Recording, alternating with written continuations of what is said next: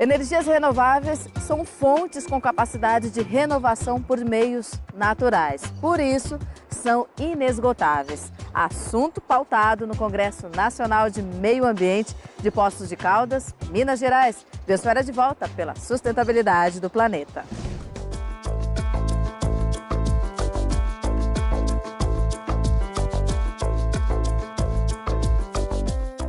O investimento nesse tipo de energia não substitui os meios tradicionais de produção, mas não se pode subestimar a sua capacidade de abastecimento e a crise proporcionou esse reconhecimento. Infelizmente, ela criou sim uma condição favorável para que as outras fontes renováveis, que não as hidrelétricas, mas assim a fonte eólica, a solar e a biomassa, tivessem um preço ainda mais competitivo no mercado. Essas fontes, antes da crise, já estavam com um preço muito menor e já eram competitivas. A eólica já é a segunda fonte mais competitiva do Brasil antes da crise. Agora, com a crise, com certeza essas fontes, elas não só têm um papel importante para ajudar a suprir energia para o país, como elas ficaram competitivas no mercado.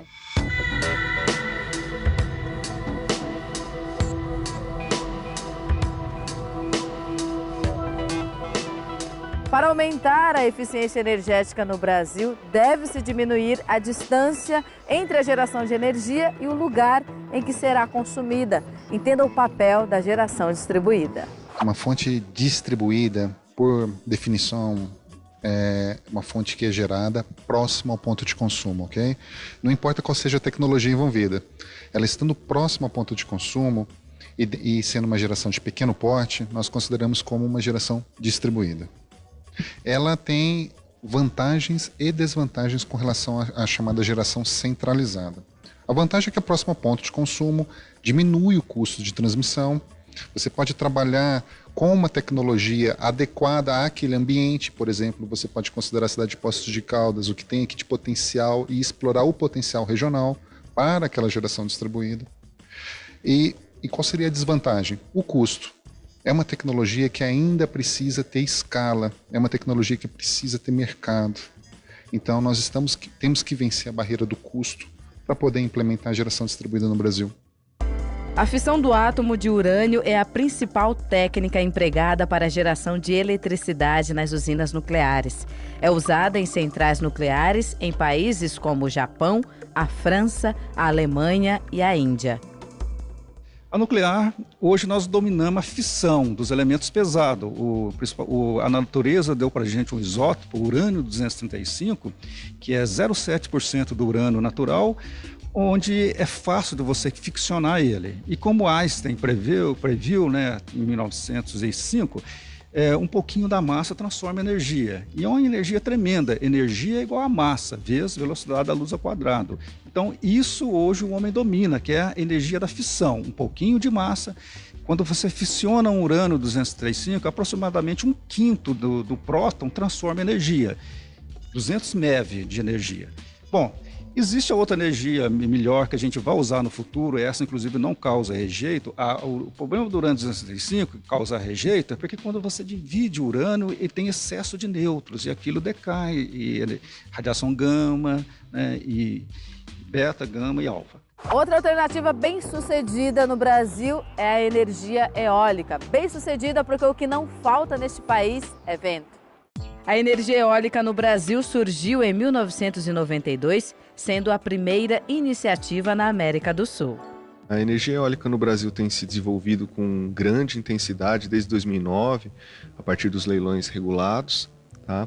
Os ventos brasileiros são os melhores ventos do mundo, que são ventos constantes, ventos com boa velocidade, que têm contribuído para a geração de energia elétrica no país.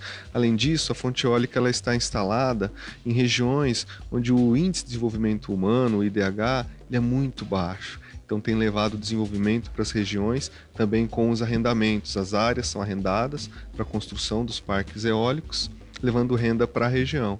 Então é uma junção de uma boa fonte de geração com desenvolvimento para as regiões e empregos. E estão sendo investidos em pesquisa para a previsão do vento, porque sabemos que quando não tem vento não tem geração, mas que esses efeitos estão sendo minimizados e a fonte eólica é uma fonte complementar. Não queremos abastecer o Brasil inteiro, e nos abastecer junto com as demais fontes.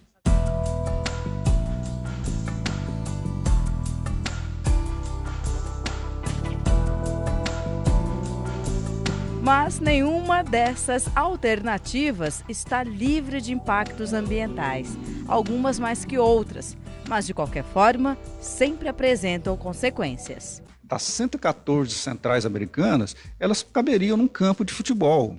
Tá? Como a energia é muito condensada, o rejeito também é pequeno. Se a gente usasse a nossa vida inteira uma fonte nuclear, desde o seu nascimento até o fim da sua vida, cada ser humano geraria uma lata de rejeito. Agora, não é exatamente rejeito, ali tem muita matéria-prima, tem muito material que pode ser reciclado. Por exemplo, detector de fumaça, que é o ameriço, é um transurânico, é um rejeito radioativo, no entanto, está nos protegendo, né? O próprio plutônio é um elemento que o homem criou, né, acima do urânio, que pode ser usado como combustível também. E os produtos de fissão, por exemplo, o cobalto, a bomba de cobalto que você usa para fazer radioterapia é um produto de fissão, césio, sabe? Então eu já estou desmistificando um pouco, não é só rejeito, tem matéria-prima também. E além disso, o grande problema são os elementos, os transurânicos, que você pode também diminuir a meia-vida deles se você submete a um fluxo de nêutrons, transforma ele em outro elemento cuja meia-vida, o decaimento é mais rápido. Realmente, a fonte eólica ela tem alguns pontos negativos, do ponto de vista de ruído, talvez, em alguns locais do mundo, mortandade de pássaros, ok? E até ela utiliza um pouco da área que é arrendada. Pensando na morte de pássaros, no Brasil, todas as rotas de pássaros são mapeadas, mesmo no sul, onde nós temos muita densidade de pássaros e de rotas, o índice de mortandade é muito baixo.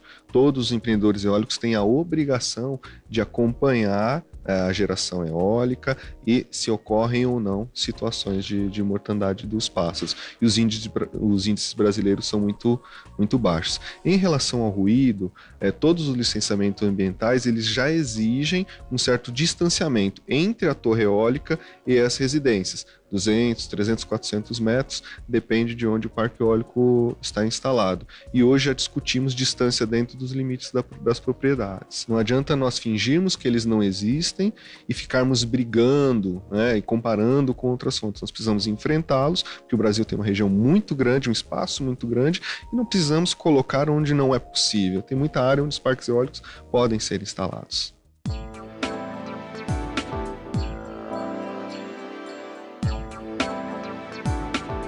Muito bem, vimos que existem alternativas para não chegarmos à escassez de recursos tão essenciais como a água e a energia.